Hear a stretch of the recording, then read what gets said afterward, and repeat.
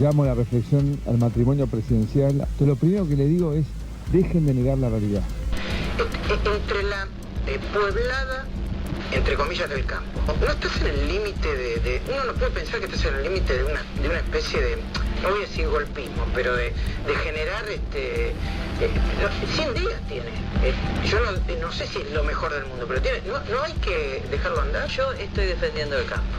Y estoy hablando a las clases medias argentinas que queremos que nuestros hijos vivan en otros valores. Un par de años más tarde, en 2012, Mauricio usaba la red social del Pajarito para referirse al primer paro general de ese año. Mauricio Macri, 22 de junio de 2012. El paro y la movilización convocados para el próximo miércoles son un llamado de atención para la presidenta. Y lo que se avisó ahora para el próximo miércoles, dice que va a haber un paro total de transporte. Bueno, un llamado de atención.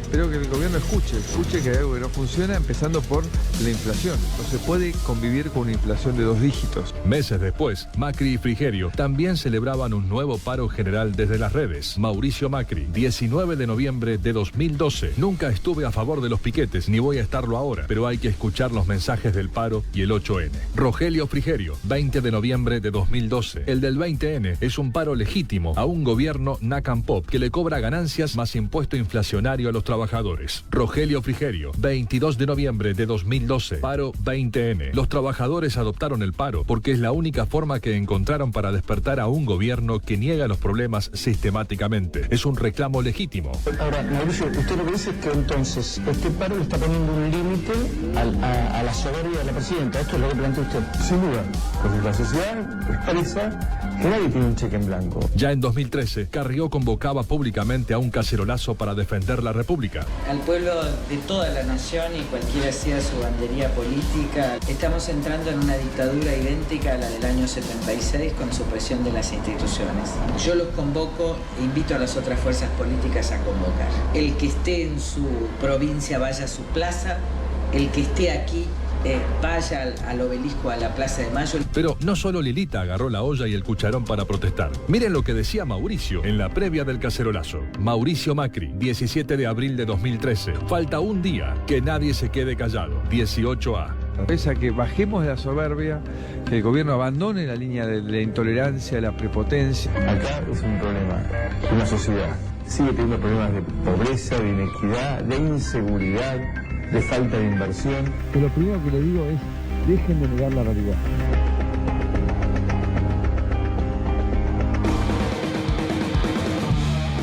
¿Sabes qué? El objetivo de esto no es decir que están expuestos estos actuales funcionarios cuando eran exfuncionarios. No es que se aprovechaban políticamente solamente de la situación, sino más bien decir que hay gente que la está pasando muy mal y que necesita expresarse. Quizá uno no la está pasando tan mal, la gente de la mesa quizá no tampoco, pero hay mucha gente que sí. Entonces uno debe respetar que esa gente se manifieste y se exprese democráticamente. ¿Se entiende? Eso es lo que pedía Carrió, lo pedía Mauricio Macri, lo pedía Frigerio, lo pedían los actuales funcionarios de gobierno. Los que ahora dicen que están boicoteando el gobierno. Y el paro en realidad no es boicot contra Cristina Fernández ni contra Mauricio Macri. Los paros son gente que la está pasando mal y trata de expresarse de alguna manera. Cuando la gente no puede morfar, cuando la gente no puede comer, no puede trabajar porque no hay consumo, en general reacciona. Puede reaccionar de distintas maneras, o una depresión tremenda que lo deje en su casa, como hemos visto ayer a la abuela acá en nuestro programa, esa abuela que decía que no llegaba con los medicamentos, o si no también la gente decide expresarse, como lo han hecho hoy. Básicamente eso, parte de la sociedad se expresa y otra parte no necesita expresarse. Pero Patricia Bullrich aparentemente perdió la noción o perdió el conocimiento. Todo lo que decía antes, pero no hace mucho, hace 4 años, ahora piensa efectivamente lo contrario. Fíjate lo que decía la ministra de Seguridad. Estamos hartos de los paros, hartos de que cada 2 por 3 hagan un paro. Este es el 5º paro que sufre este gobierno, pero bueno, ya sabemos que cuando hay un gobierno que no es del partido de los sindicalistas, hay que bancarse los paros. Este es algo que en la Argentina tiene que terminar de una vez por todas, y esta es una de las cosas que Cambiemos piensa absolutamente distinta a los que paran el país sin importarle las consecuencias, la cantidad de gente que se queda sin trabajar, la cantidad de gente que no adhiere y que tiene que adherir por la fuerza. Realmente es algo muy poco democrático, estos paros con piquetes y con intentos de impedirle a la gente trabajar. generando agresiones y aprietes en las puertas de sus lugares de trabajo. Esa es una contradicción tremenda, ¿no? Mauricio Macri decía, no estoy de acuerdo con los piquetes, pero esta vez sí, vamos con los piquetes. ¿Cómo? Cuando uno está de acuerdo, digamos, incita a la gente a salir a la calle, y cuando uno no, ¿sabe qué hace? Compra vallas de millones de dólares, vaya a saber a quién, con quién hizo el negocio el Ministerio de Seguridad, y compra estas vallas hidráulicas. Digamos, la diferencia entre una persona que está harta y puede salir a la calle desde la humildad y el Estado, digamos, si Patricia Bullrich se harta, pone esta situación. Es decir, impone miedo, impone la regla y prepotencia. Ya no existe más la democracia que existía hace 4 años, cuando Macri, Frigerio y el resto de los funcionarios decían que había que salir a la calle. No, ahora no existe más la democracia, ahora no es justificado el paro. Se perdieron casi 200.000 empleos, cada día cae el consumo más, cierran las fábricas, pero ahora es injustificado. Pero Patricia Bullrich se harta de la gente. De lo que no se harta es de lo que vas a ver ahora. Ese stop se lo pido a Patricia Bullrich para la suba en las prepagas. ¿Sabe por qué, Patricia Bullrich? Porque ya fueron por la clase baja. Han destruido la clase baja. Lo único que le quedaba a la clase media, que es la educación privada y la salud privada, ¿a dónde va a quedar? Fíjate cuánto le habilitan ahora las prepagas en el medio del paro. Un día como hoy, 17,5 les habilitan a las empresas prepagas. Cada vez es más la salida de la gente de clase media que se va a los hospitales públicos. Imagínate cómo están los hospitales públicos, porque después hay que tener banca, hay que tener muchísima banca para bancarse que la gente de clase media se vaya de estas obras sociales, porque aumentan alevosamente, y entonces cuando la gente no puede agarparla, se vuelca al hospital público, y en el hospital público ya sabes cómo está, como la señora que ves acá atrás. Esta señora dijo que tenía hambre, que no morfa todos los días. Hace muy poquito, ayer en realidad, hace 24 horas hablaba con una señora en San Martín, y la señora le pregunta, ¿y cómo anda, señora? Y la señora me dice, bien, ando bien. Ah, anda bien. Sí, por ahí no como, hay días que no como, pero ando bien. Es como que la gente empieza a acostumbrarse a lo que querían ellos, a que no se puede vivir como se vivía antes. Porque nosotros no lo merecemos, porque no todos los ciudadanos son de primera. Solamente los funcionarios públicos, han hablado de recortes en todos lados. Preguntarle cuánto se recortó Frigerio en su salario, en su dieta, los diputados, los senadores. ¿Cuánto se recortaron, muchachos? Hablamos de recorte en educación, en la ciencia.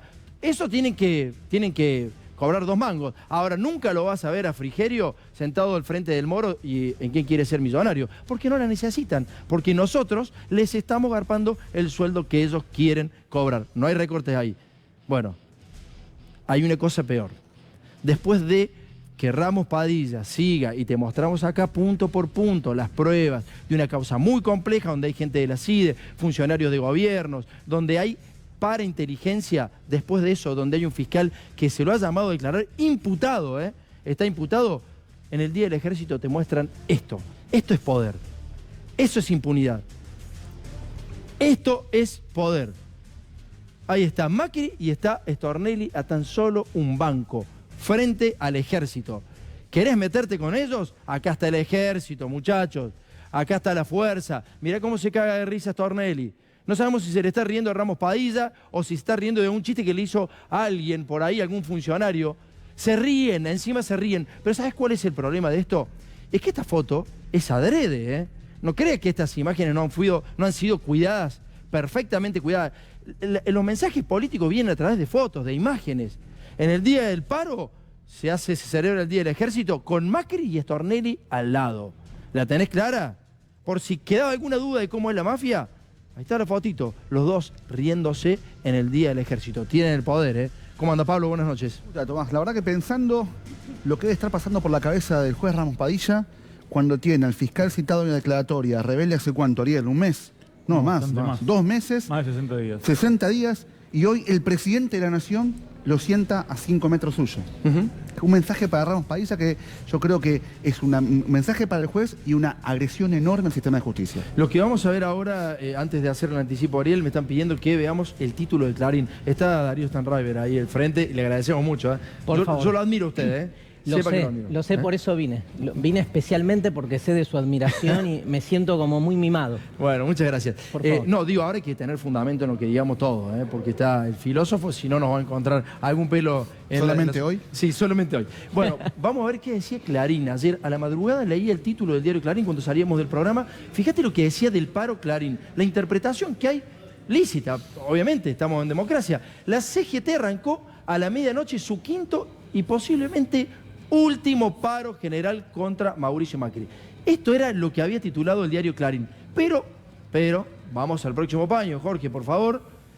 En el tuit de Clarín decía: la CGT arranca esta medianoche su quinto y posiblemente último paro. De nuevo en el tuit. A las horas tuvieron que corregir esto.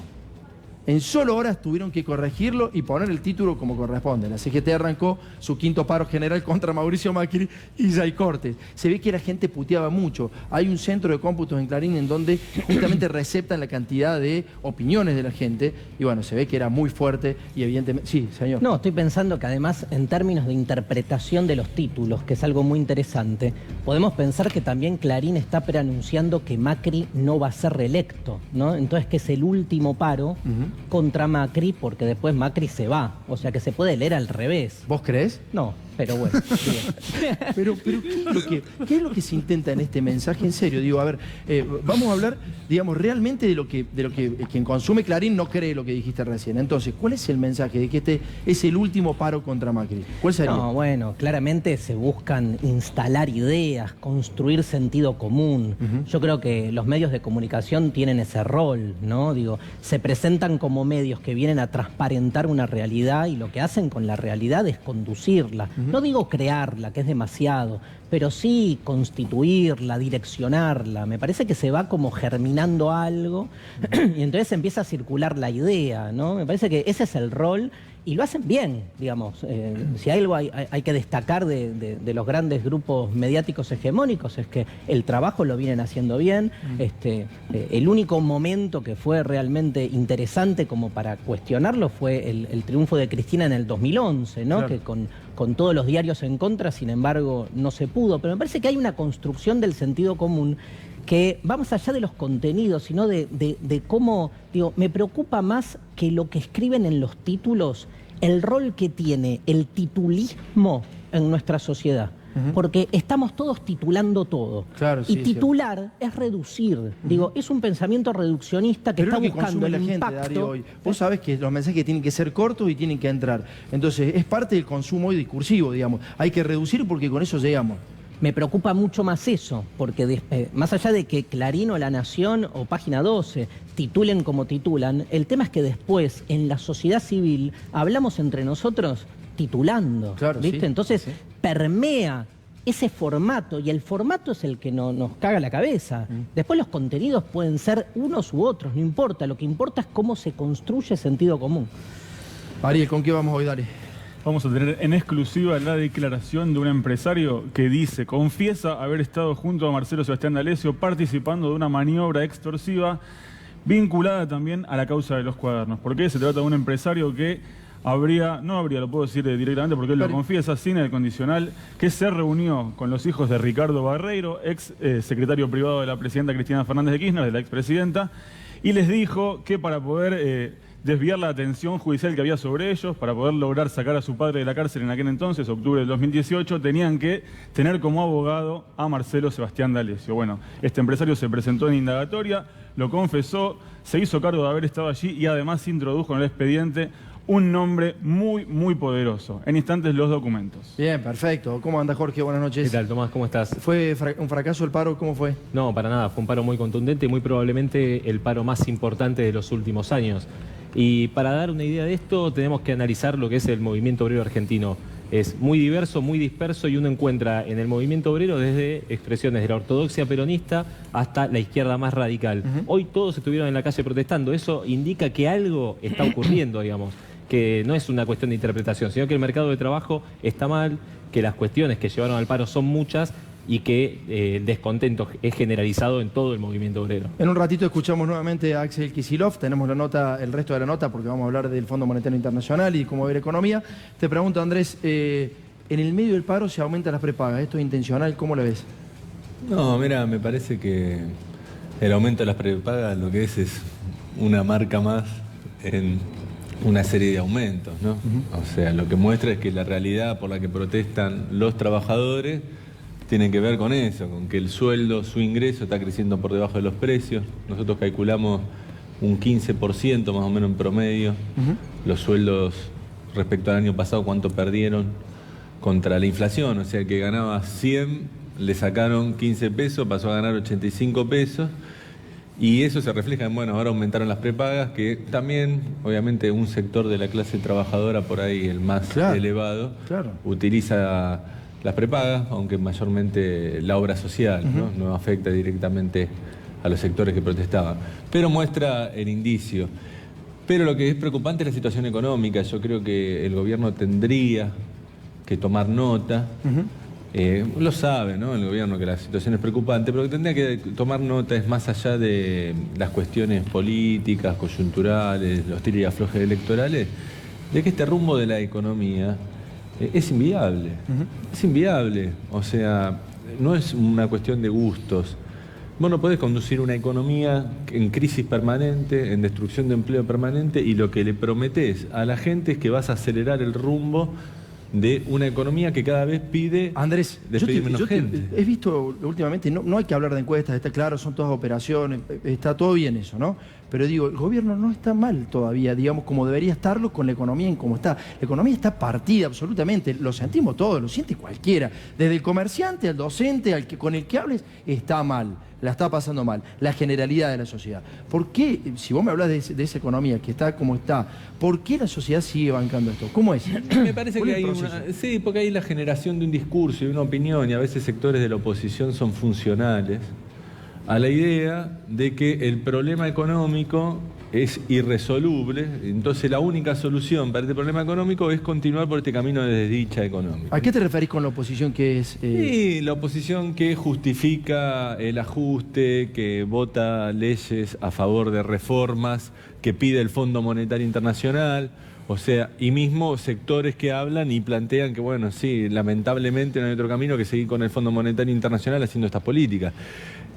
Si uno piensa que el camino es ir del Fondo Monetario Internacional a continuar estas políticas, entonces realmente a la sociedad la están encerrando en un camino que le quieren vender, que no hay alternativas.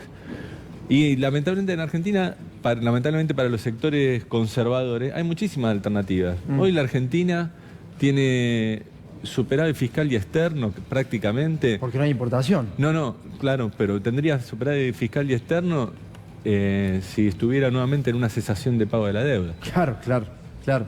O sea, la fortaleza de la economía argentina hoy es tal que no requiere urgentemente un crédito más que para pagar otro crédito. Entonces, la Argentina me parece que tiene que ponerse de pie y pensar un proyecto alternativo que mejore la calidad de vida de la gente y poner lo que hay que poner para plantarse de frente a los acreedores externos y resolver de otra manera las cosas. Dale, Darío. No, pensaba que la identidad política se juega no de una manera unilineal, ¿no? Vos preguntás muy bien, con una economía destruida como la nuestra, ¿por qué se sigue bancando este gobierno? Porque a la hora de pensar la identidad política convergen muchos factores, no uno solo.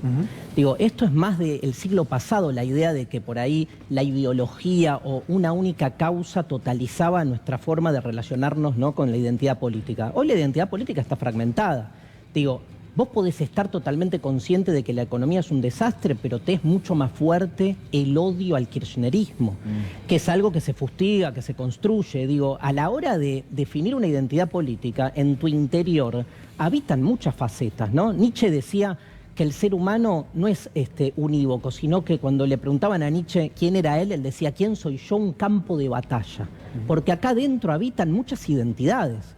Entonces estoy pensando, digo, a nosotros mismos nos pasa que por ahí, digamos, vos potenciás alguna identidad y rebajás otra. Digo, yo sé muy bien a quién voy a votar en octubre y sin embargo hay un montón de cuestiones de a quiénes voy a votar que a mí no me cierran. Pero en ese juego de compensaciones, por ahí las meto medio en el freezer o privilegio otras porque hoy me parece que no la economía que me toca a mí, sino viendo una sociedad cada vez más de exclusión como esta, me es súper sensible ver cómo la gente se está cagando de hambre. Entonces me es más importante eso que por ahí engancharme con cuestiones de transparencia institucional que a mí siempre me hicieron ruido, por ejemplo. Pero hoy los que apoyan al gobierno, y van a votarlos un montón, va a ser muy peleada esta elección, me parece que les pasa lo mismo. Digo, todavía es muy fuerte el odio, ¿sí?, ese histórico odio contra el peronismo, te diría en sentido amplio, que todavía está puesto en juego, aunque esa gente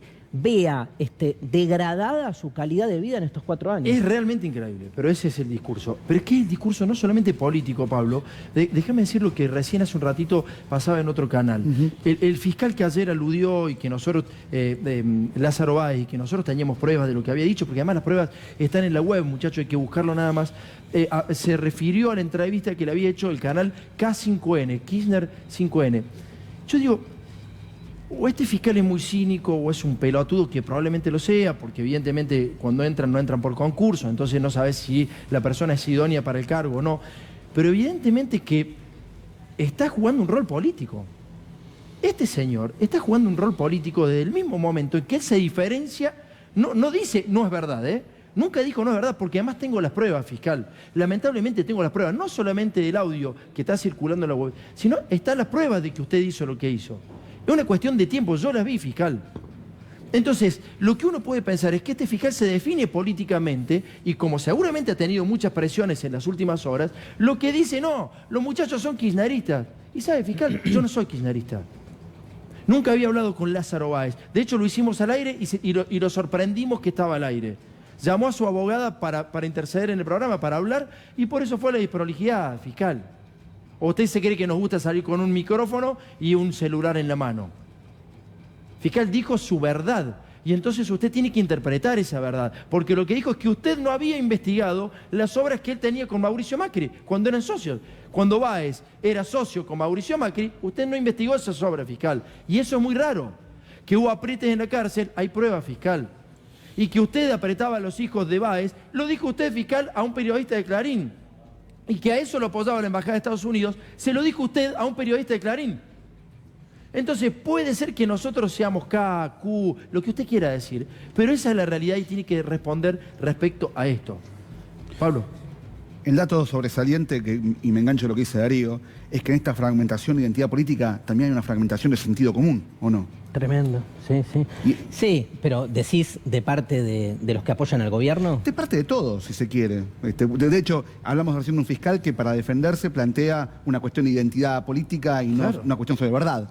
Sí, igual el sentido común suele ser el sentido común hegemónico, ¿no? Digo, el que instala el sentido común en realidad... ¿Pero hay una hegemonía de sentido común hoy? Yo creo que sí, yo creo que todavía sí, y por eso, digamos, cuesta tanto, digamos, poder deconstruir ese sentido común, digo, desde lo político hasta lo cultural. Claro. Pero me parece que todavía el gobierno, sobre todo en ese blindaje mediático tan fuerte, que con alguna fisura, sin embargo, ¿no? Todavía sigue teniendo, se construye ahí un sentido común que se ve en cómo titularon el paro de hoy. Para bajarlo un poco, no a tierra, sino algo que lo podamos palpar todos los días. ¿En qué cosa vos ves más claramente construido el sentido común? ¿En qué hecho? ¿En qué suceso? En la tapa de hoy de Clarín, por ejemplo, y entonces en cómo de alguna manera se sigue pensando que un paro, ¿sí?, hecho a este gobierno supone una pérdida de dinero para el país, pero un paro hecho en el 2008, digamos, en contra de la 125, es una forma de salvar al país. Claro. En un ratito hablamos de eso justamente. Ahí tenés cómo el sentido común impregna la forma en que después en la sociedad civil se repiten ideas, ¿no? Hay que ver si también eso es real. Después me lo va a explicar Andrés a eso, pero vamos a escucharlo a Axel Kicillof. Ayer lo entrevistamos, dale. La experiencia de recorrer el país, la provincia de Buenos Aires, el interior de la provincia, el conurbano, te deja con una sensación amarga, amarguísima, ¿no? Lo digo porque acabo de reunirme con unos empresarios de una empresa enorme, 200 y pico empleados, recontra conocida, eléctrica, y están en la lona. Está todo el tejido industrial argentino en la lona, tenemos una ocupación de nuestra máquina, de nuestra capacidad instalada, similar a la de 2002, 57% andando, quiere decir que 40 y pico % parado, máquinas paradas. La lluvia de inversiones es la lluvia de ácido, porque acaba de romper las inversiones argentinas, y eso es el empleo y es la situación de vulnerabilidad social y los jubilados. La verdad que han hecho un daño infernal. Yo creo que hoy queda muy claro que el problema que estamos teniendo es que esta política económica no solo es una decisión de Macri y de Vidal, sino que ya de una manera desalmada, no hacen nada, pero nada, para revertir lo que está pasando. Al revés, lo profundizan y ni hablar si ganan las elecciones, ¿no? Porque Macri ya dijo, la misma dirección y más profunda y más rápidamente. ¿Te imaginaste el Fondo Monetario Internacional en el Banco Central alguna vez, con una oficina? Mirá, lo vivimos. A mí me tocó estudiar economía en los 90, cuando, bueno, no tan explícitamente, ¿no? Pero bueno, llegaba el encargado de la misión del Banco Central y se lo recibía como un virrey. Hoy ha habido una pérdida de independencia y soberanía que va contra nuestra Constitución también. Se supone que uno en la democracia vota a alguien para que te gobierne él, no para que, sin pasar por el Congreso además, firme que no, que ahora las decisiones de la política económica, o sea, de que hace el Estado, las tomen afuera. Ahí se le habló con la gente del Fondo Monetario Internacional hace unos meses. ¿Tomás mate? Dale. Hace unos meses habló con el Fondo Monetario Internacional, una misión. ¿Qué cambió desde esa charla hasta hoy? ¿Quedó obsoleta, digo, de acuerdo a la situación económica, a la situación social? Sí, sabés que sí. Este acuerdo, desde que se firmó hasta ahora, se incumplió ya 4 veces. Es un récord. Y creo que cuando uno va afuera, porque también me tocó estar en Washington hablando, hay muchísima preocupación, no con el gobierno que viene, con el gobierno actual. Dicho de otra manera, no es un préstamo a un país, es un préstamo a un gobierno. Y ni siquiera un gobierno. Me parece que un presidente, una figura política, lo están bancando desde ahí. No tengo ninguna duda. ¿Y lo van a seguir bancando? Y yo veo que sí. La Embajada de Estados Unidos va a operar fuertemente con medios, con justicia. ¿Qué es lo que buscan? ¿Qué parte de la economía de la Argentina buscan? Hoy estamos en una situación donde en la región y en la Argentina están operando fuerzas que claramente están coordinadas. Muchas gracias. Muchas gracias a ustedes. Bueno, está claro, ¿no?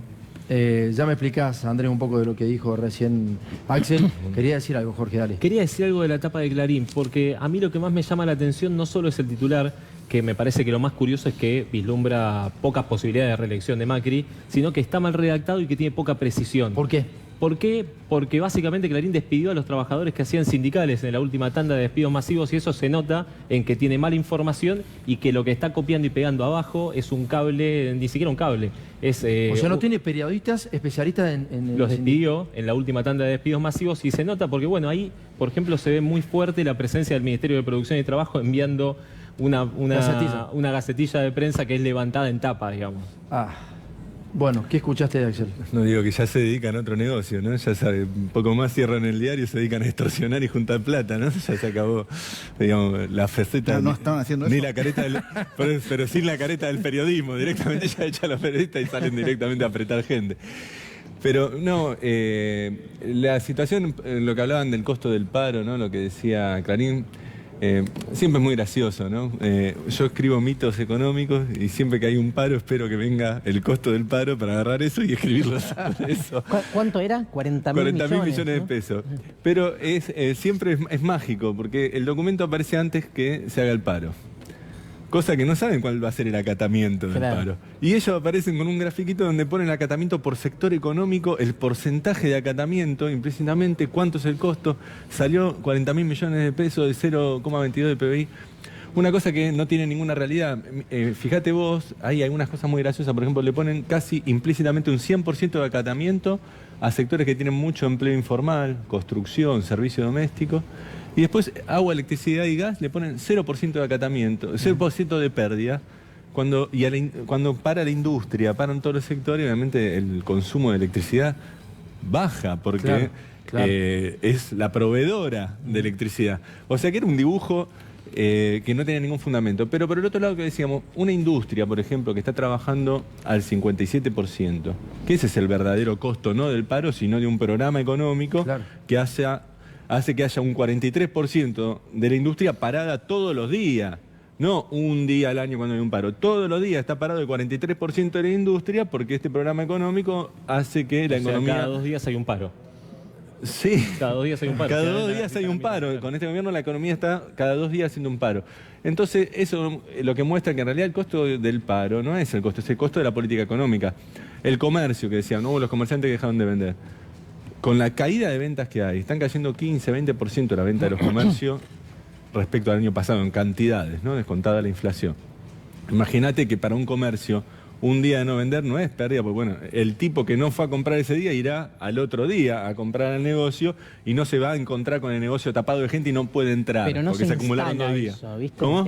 Perdón, ¿no, Andrés? Sí, dale. No se instala eso. Lo que se instala es que el país perdió hoy 40.000 millones de pesos. Sí, no es se el- instala es que el día a poder. día se está perdiendo lo que vos muy bien Claro, no, caracterizás. sí, es cierto. Pero ahí está el poder del sentido Es el común. poder, ¿no? el poder de la construcción del sentido común y bueno, estaban casi todos los medios, salvo uno, reproduciendo eso sin hacer un análisis mínimo de ese número que todos reproducían porque le mandó el gobierno a todos, este es el costo del paro, decían, según el gobierno, ponían, por ahí falta un poco de análisis de parte de la mayor parte de los medios, no solo los que directamente están operando en una determinada dirección, sino que del otro lado muchas veces lo que hay, como dicen, faltan periodistas, le pagan poco, no tienen a nadie analizando las noticias, viendo qué es lo que se publica en una situación de crisis. Pero bueno, lo real es que la economía argentina, el último dato de No la hagas tan caída... fácil, es difícil pelear contra el sistema. Digamos, por más que alguien haga un análisis, claramente hoy, ¿cuántos medios son críticos al gobierno? No vamos a decir ni opositora, Sí, ¿cuántos medios pero hoy son críticos? Nómbramelos. No, pero una cuestión.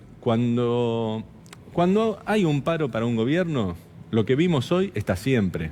O sea, no lo vamos a dibujar. Siempre la oposición va a decir el paro es un llamado de atención para el gobierno, Sí, tienen que claro. cambiar. El oficialismo dice es un paro político, no dejan trabajar a los que querían trabajar y los sindicalistas dicen hay un alto acatamiento y la protesta se hizo sentir. Eso es una teatralización. Podríamos hacer como una obra de teatro. Cambian que los hay un actores, paro. pero el guión es siempre Cambian el mismo. los roles y cambian los gobiernos. Es el mismo. Sin embargo, lo que inclina la balanza, lo que vemos es la transmisión de eso luego por el filtro mediático. Sí, claro. Ahí es donde uno ve que cuando un gobierno está enfrentado a los medios, el paro es un paro lógico, consciente, no tiene costo. El gobierno sale con lo mismo que salió Duhovne a decir el costo del paro fue este y no se lo publican en ningún lado. Y cuando otro gobierno que está en Discúlpame, alianza el con los campo medios... cortó rutas mucho tiempo y nadie reprimió. Discúlpame, fueron más de 100 días que el campo dejó sin alimento a la gente, no sin transporte. 100 días. Yo vivo en Córdoba. Sí. Yo vi que había falta y escasez de alimentos. Y No, había, no, ni hablar. había gente, había tamberos que tiraban leche, millones de litros de leche en la ruta. ¿Y eso qué significaría? Eso significa que el gobierno anterior no reprimió. Yo no sé si hacía las cosas bien o mal. En el bueno, caso específico no, de los eso- paros, no, se eso- respetó, digamos. No, está en la bien. política, Igual hay una no sé. diferencia en los objetivos del paro. Me parece que a este gobierno el paro, digamos, que se le hace tiene que ver con la profusión, digamos, intensiva de la pobreza en la sociedad. Claro. Me parece que al gobierno anterior, fíjate que los paros eran por ganancias, el paro tenía que ver con la 125. Era un paro por discusión de reparto de riqueza. de reparto de riqueza y no por pobreza. Hay una diferencia. Yo no me acuerdo de un paro Igualmente de ese tenor. yo diría que el caso de en un país con hambre estar tirando la leche y la comida al costado de la ruta, no sé si está bien permitir eso, ¿no? Bueno, vamos a ver las imágenes del paro y el informe. Vamos, dale. ¿Por qué se hace el paro? ¿La gente o pierde el laburo? Hace 3 años que estoy sin laburo, trabajé en Telefónica, hoy lamentablemente tengo que marchar por un plan social porque no tengo otra manera, tengo el secundario terminado, no puedo conseguir trabajo, trabajé en imprenta, sin imprimir, sé en la parte de offset. Hola, ¿cómo andan todos? Me dicen que están con las pilas más puestas que nunca. Sé trabajar en logística, hoy lamentablemente tengo que estar marchando por un plan porque no alcanza la plata. Espero, porque se viene la Argentina que soñamos. Pero no me alcanza. Y estoy viviendo estos momentos tan difíciles, muy difícil para mí vivir así. Y me pongo a mirar en mi casa, abro la heladera y la encuentro a la heladera vacía, tan vacía como mi estómago. Tengo hambre. Cuando vos recorres la fábrica, cuando vos recorres los lugares de trabajo, la gente está podrida. Hoy el problema es que no hay consumo. Nosotros trabajábamos 3 turnos, para que te des una idea. 3 turnos, o sea, tenías la fábrica funcionando las 24 horas. Sí. ¿Y ahora? Y ahora un turno casi completo. Y el paro ha sido realmente muy efectivo. La necesidad del trabajador de expresar el mal momento que está viviendo, no solamente el trabajador, sino aquellos que no tienen trabajo, nuestros jubilados, todos los que se ven afectados por la política que ha implementado el gobierno. Tenemos empresas de 50 años, 60 años que están cerrando. Con los costos que tenés, los costos de luz, gas, es dificilísimo. El rechazo a la misma por las consecuencias que trae, ¿no es cierto?, en pérdida de fuentes de trabajo. Maxi, ¿vos tenés hijos? Una nena de 5 años. ¿Estás trabajando? Ahora no, y hace 3 años atrás sí estábamos con laburo. ¿A qué te dedicas? Albañilería, en la construcción, estamos trabajando. Bueno, y ahora está todo parado. ¿Estás sin trabajo?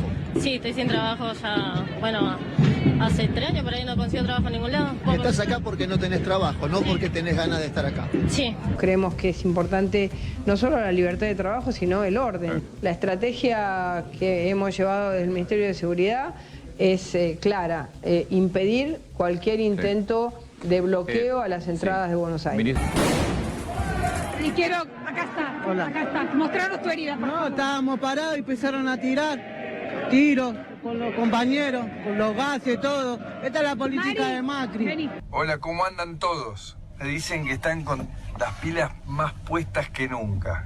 Mirá, Macri, tu política. Vení, por favor, Mari, ella es Mari y nos va a mostrar, mirá. Mirá los perdigones que tiene Mari acá en la pierna. Mari trabaja en un comedor popular. La Argentina que soñamos. Hay que sacarla a Mari de cámara porque la van a meter como terrorista. A Patricia Bullrich se le va a ocurrir meterla como terrorista. La gente vive esa realidad. La está viviendo, la siente, la padece, hay angustia. No la asimila. No asimila de quién es responsabilidad de esto, de quién sería la responsabilidad. Por las dudas, el gobierno reprime. ¿Por qué un gobierno decide meterle miedo a la sociedad, Darío? No, me parece que ahí es donde se juegan las fronteras de la democracia, ¿no? Esto que alguna vez hablamos también acá. Parece que obviamente una democracia se desarrolla, sobre todo se realiza en la medida en que la democracia la hace con el otro, ¿no? Y ese otro es otro porque molesta. Digo, si en una democracia no se soporta que el otro, que no está de acuerdo, que tiene otro modelo de país, que se siente excluido, que vive, digamos, en la indigencia, vive su exclusión, no pueda democráticamente hacer valer parte de las instituciones propias de un sistema democrático, que es su derecho a la huelga o al paro.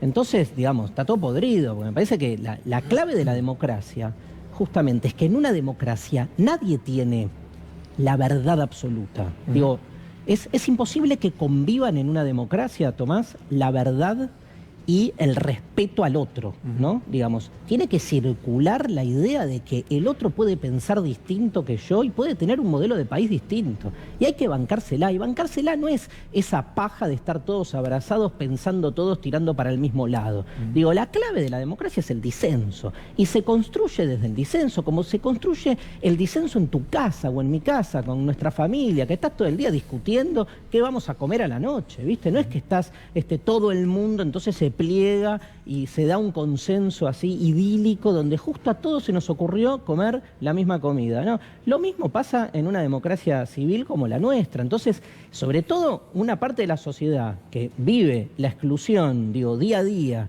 vive el hambre día a día, digo, lo primero que tiene que garantizar un Estado democrático es el derecho a la protesta. El derecho a la protesta molesta, sí. Se construye la democracia con la molestia del otro. Punto. Digo, si frente a esa molestia vos la negás, lo excluís al otro y directamente salís a reprimirlo, estás teniendo claramente actitudes antidemocráticas. Jorge, ¿por qué reclamó la gente hoy? Tomás, estuve hablando con sindicalistas, es un punteo de los reclamos principales del paro que puestos todos juntos son muy fuertes. 8.000 nuevos pobres por día en el último año. El año pasado tuvimos la inflación más alta de los últimos 27. La desocupación ya superó ampliamente los 2 dígitos en todos los grandes centros urbanos. El salario mínimo, que era el más alto de Latinoamérica, cayó más del 50% medido en dólares en los últimos años, en la gestión Cambiemos. Son muchos argumentos, ¿eh? Aumentó la precarización laboral sostenidamente. El poder de compra de los saberes solo el año pasado, según las mediciones, perdió entre 10 y el 15%, 20% si calculamos solo el sector público. Se destruyeron 137.000 empleos industriales, solo industriales. Cierran 40 pymes por día y ganancias, que si querés es el menor de los problemas porque incluye a la crema del movimiento obrero, pasó de tributar 1.2 millones de trabajadores a tributar 2.2 millones, o sea, casi se duplicó. ¿Y qué dice el gobierno de esto? Yo quiero entender, o sea, ¿cuál es el argumento? ¿Que es necesario hacer este ajuste? Que están hartos de la huelga. ¿Qué?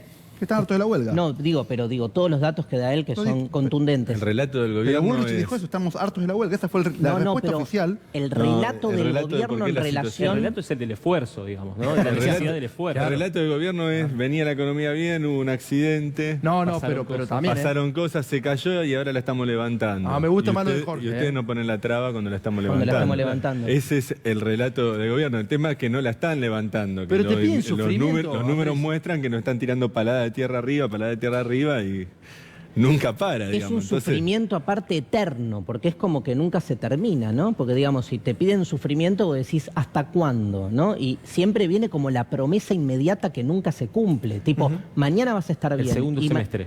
Ese segundo semestre eterno, ¿no? Es como la promesa mesiánica. El Mesías siempre llegará. Yo alguna vez conté, hay una anécdota. Yo creo que igual perdóname que cuente esto, que es la idea, digamos, de la promesa mesiánica. A mí me encanta como figura para la política, que es la idea, la cuenta Derrida en un texto que es esto. Parece que un día llega el Mesías a Jerusalén y un tipo lo ve y lo reconoce. Y cuando lo ve le dice, Mesías, ¿cuándo vas a venir? Porque el tipo no puede aceptar que el chabón haya llegado. Porque la estructura de la promesa mesiánica es que el Mesías siempre es una promesa incumplida. Yo creo que la política de este gobierno tiene que ver con eso. O sea, lo que hace es estar siempre postergando una promesa imposible, ¿no? En la medida en que esa promesa esté atada a la necesidad de creencia de la gente, siguen ganando. Yo creo que ya se quedaron sin Mesías, Darío. Eso fue al principio. Ojalá. Fue al principio. Pero, yo creo que la estrategia ahora es peor, porque como ellos se quedaron sin Mesías, sin promesa de una mejora, sino al contrario, dicen vamos a profundizar este camino, que es malo para la gente, viene otra cuestión que es... reprimir. No, la falta de horizonte, la de que no hay otra alternativa, que el problema no es la política del gobierno, sino que el problema son los propios argentinos.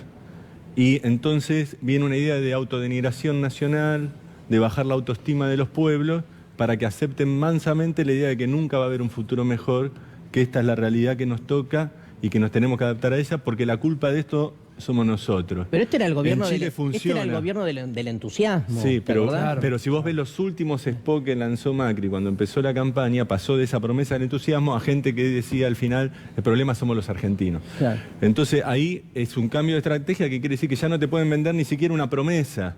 Ahora te venden que vos sos el problema, vos no tenés salida, no tenés solución y tenés que aceptar a vivir así porque es tu culpa y no la nuestra. Esto funcionó en Chile, funcionó en Estados Unidos, funcionó en todos lados. No funciona en Argentina, ¿por qué? Porque los argentinos tienen un problema. Cuando en realidad no funciona en Argentina, no funcionó en un montón de lados. Por ahí las 3/4 partes del mundo están sumergidas en la pobreza y en el subdesarrollo. Y lo que tenemos que hacer es reconstruir una política económica acorde a nuestras necesidades, ¿no? Y a nuestros valores. Pero bueno. Bueno, gracias Darío. Por Sos favor. muy profundo, en serio. La verdad que has tirado cosas tremendas hoy. Te agradezco. ¿Me puedo ir ya? Sí, señor. Se puede retirar. Me tengo que ir a la provincia de Córdoba mañana, por eso. Mañana a la provincia de Córdoba. ¿Conoce usted la provincia de Córdoba? Mañana voy también. Capaz que vamos en el mismo tren. ¿Vamos juntos? Sí, capaz que sí. ¿Hay trenes a Córdoba? Hay trenes a Córdoba. Hay un tren. Dura 48 horas, ¿no? Okay. Es 48 horas. No llego. Gracias, Darío. Gracias, Tomás. Muchísimas gracias, viejo. Vamos a la crisis textil, ¿les parece? Vamos a ver lo que pasa en Corrientes. Porque, ¿cuál es la reflexión de todo esto? Este muchacho que ve todas las empresas caerse en Corrientes y alrededores, dice que la reforma laboral ya es un hecho. Están laburando en algunos lugares 3 horas. En la mayoría de esos lugares le pagan en negro. La reforma laboral es un hecho, es el resultado de esta nota que hicimos en Periodismo Federal en Corrientes. Dale.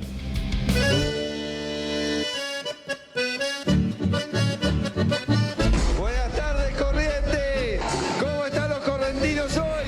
Bueno, estamos sobreviviendo, como es de público conocimiento, la industria textil hoy con las medidas políticas y económicas del gobierno nacional. No sé si vamos a llegar a octubre. Marcelo, contame cuál es la principal industria, la principal generadora de laburo en Corrientes. Una de las principales industrias es la industria textil.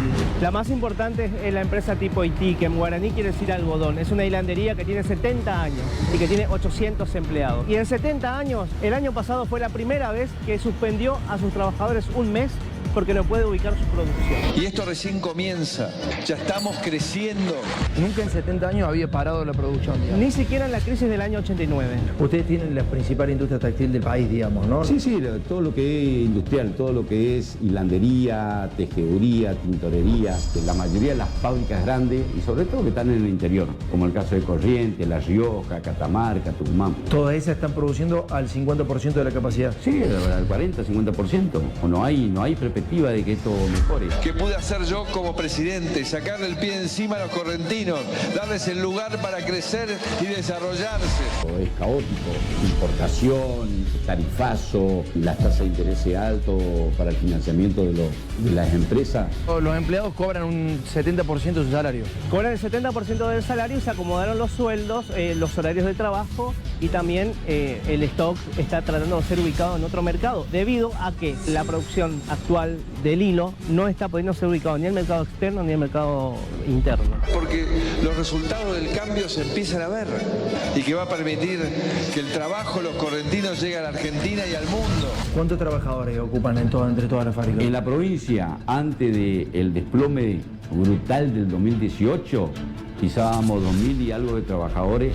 ¿Y por qué decís brutal? En el 2018 se desplomó el consumo interno y además el tarifazo y... No, y es la tormenta perfecta. Tasa de interés alta, que no se pueden financiar las tarifas, la importación, y hoy la ciudadanía, el pueblo no tiene para consumir. No es que ahorran, como decían algunos, trasnochados que guardan dólares. No tienen ni para comer.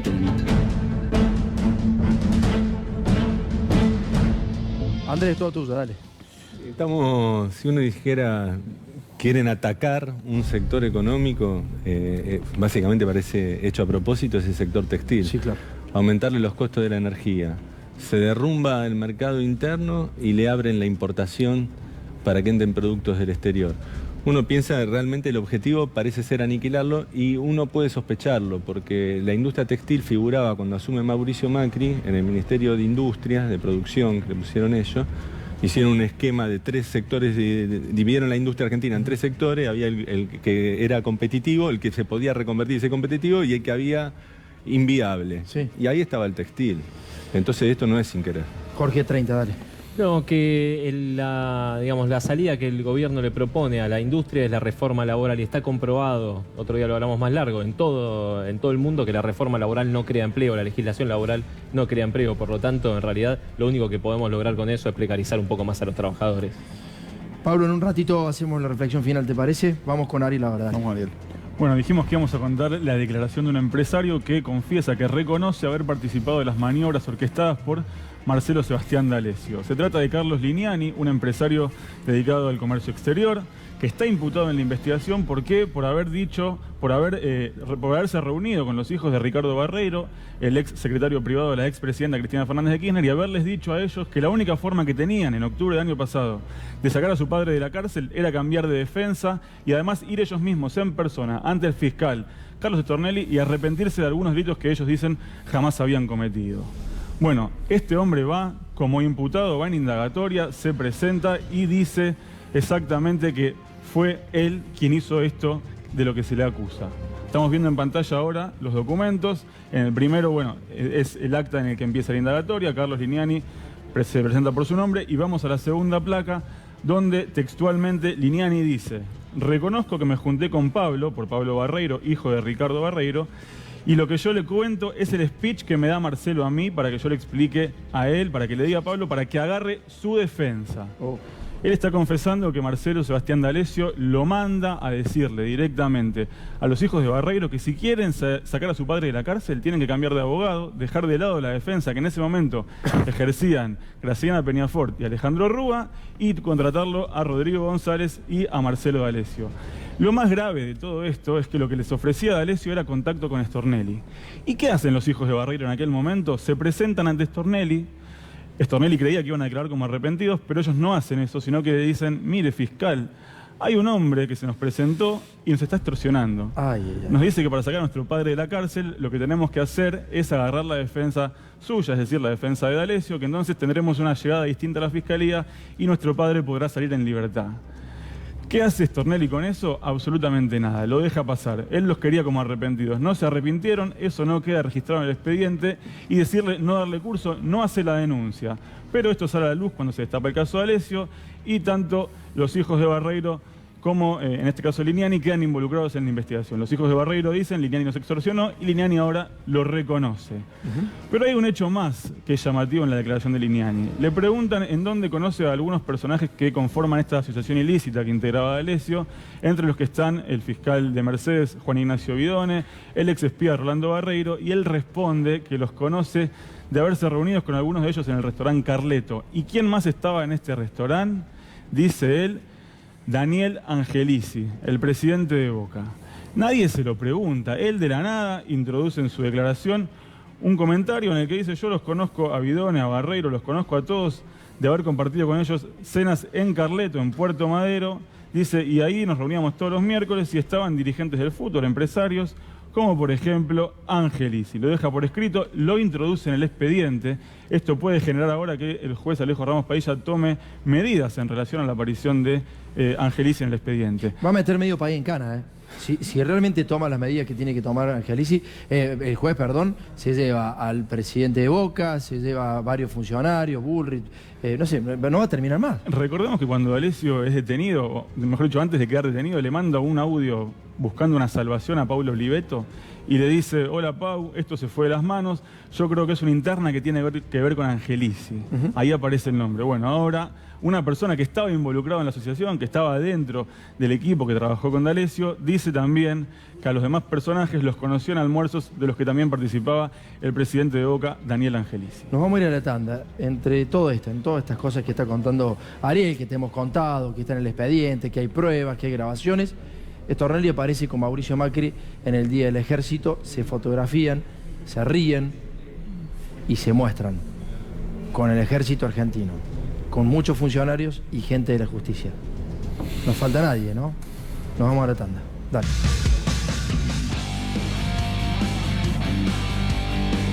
Ya se viene Adrián Salonia, se está preparando en reemplazo de Darío Gaño. En un ratito de nuestro compañero, un programón se viene. Quédate un ratito nada más ahí esperando porque empieza nuestro compañero.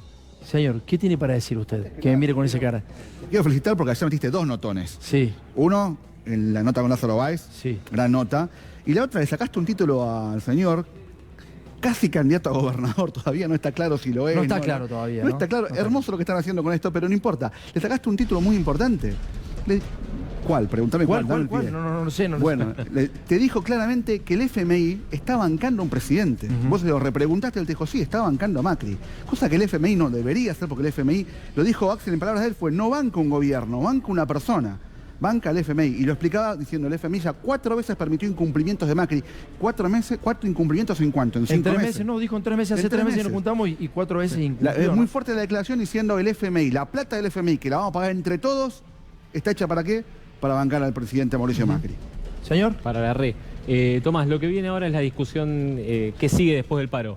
La Corriente Federal, el Frente Sindical en general ya pidió ir por un paro, por una discusión de un plan de lucha que incluya nuevas medidas de fuerzas y paro. El sindicalismo de izquierda pide un paro de 36 horas, la CTA pide otro paro y ahora empieza la discusión de si hay tiempo para que la CGT detone otra medida de fuerza antes del proceso electoral. No creo. No suele detonar paros en medio de Yo leí elecciones. Clarín y decía que era el último paro. Pablo, dale. ¿Tenemos un datito, Jorge? Sí, ¿Tenemos un dato? Vamos con el dato. Los chicos, yo le digo los chicos porque los conozco hace mucho tiempo. ¿A chico, a Jorge le dices? No. Los profesionales del Centro Atenea, que hacen muy buen seguimiento de la ejecución presupuestaria del gobierno, encontraron este lujito de datos. En lo que va del 2009, por cada peso que gasta el gobierno en obra pública, gasta más de 10 en pago de deuda. Dato que está, uno lo googlea esto, está en la página del Ministerio de Economía. 2019. Se gastaron 200.000 millones de pesos en pago de intereses. Y se gastaron 20.000 millones de pesos en pago de deuda. Pero déjame te digo un dato para que la gente entienda. ¿Cuánto salió la obra del Paseo del Bajo? Más o menos. Macri. La que inauguró Macri, esto es real. ¿Cuánto salió? No sé. 700 millones de dólares más o menos. Son más o menos 5 paseos del Bajo lo que se pagó en intereses acumulado de enero a abril. 5. 700 millones de dólares contra 5.000 que se pagaron de intereses. Sobre eso hay que hacer la cuenta. Solo 1 peso de cada 10 que gasta el gobierno es para obras públicas. Ariel. La última de hoy, la Auditoría General de la Nación aprobó por unanimidad ir a la justicia para reclamar que Laura Alonso, la Oficina Anticorrupción, se avenga a dejarse auditar. Hasta ahora la OA no estaba dando información, no dejaba que avanzara una auditoría sobre el organismo. Bueno, se le pidieron de distintas maneras. Hoy la AGN decidió por unanimidad, esto implica también a los auditores que representan al Poder Ejecutivo o que tienen buen vínculo con la Casa de Gobierno, decidieron ir a la justicia, seguramente a través de una medida de amparo, para que la OA se avenga a dejarse auditar, para que brinde información. No parece muy anticorrupción que no se deje auditar, ¿no? Estaba viendo antes de terminar el programa, porque Ramos Padilla seguramente está acorralado, dejó la grabación de una película de Gerardo Romano para ir a visitarlo al juez, a Dolores. Dejó la grabación de su película y fue a visitarlo a Ramos Padilla para bancarlo. Es así. ¿Cómo lo ves? ¿Lo ves acorralado? ¿Ves que el sistema se lo lleva puesto? ¿Cómo lo ves a Ramos Padilla? Le están dando muchos mensajes. Vos decías antes, hay mensajes a través de fotos. Bueno, Tremendo. Está claro. Sin embargo, él se mantiene siempre en su eje. Dice, esto no es una investigación contra nadie, no es una investigación contra la causa de los cuadernos, no es una investigación contra el fiscal Stornelli. Acá se investiga algo mucho más grande, no me van a correr. Él sigue siempre en la misma línea, intentando desbaratar una organización dedicada al espionaje ilegal paraestatal dentro de la Argentina. Bien, esto recién empieza, se viene ahora, nada más. Viene Adrián Saloña, Luli Trujillo, en un ratito nada más. Ya están cerca de sentarse en estos sillones que tenemos acá muy paquetes. Con nosotros, con ustedes, perdón, nos encontramos mañana. Mañana. ¿Viene mañana? Sí, señor. A las 22 horas. Firme. Usted no tiene, mañana está tranquilo. Me toca... Bueno, mañana en picada. ¿No lo invitamos los dos? No. Nos lo comemos nosotros solos. Menesteres. Muchas gracias. Nos vemos mañana. Mañana.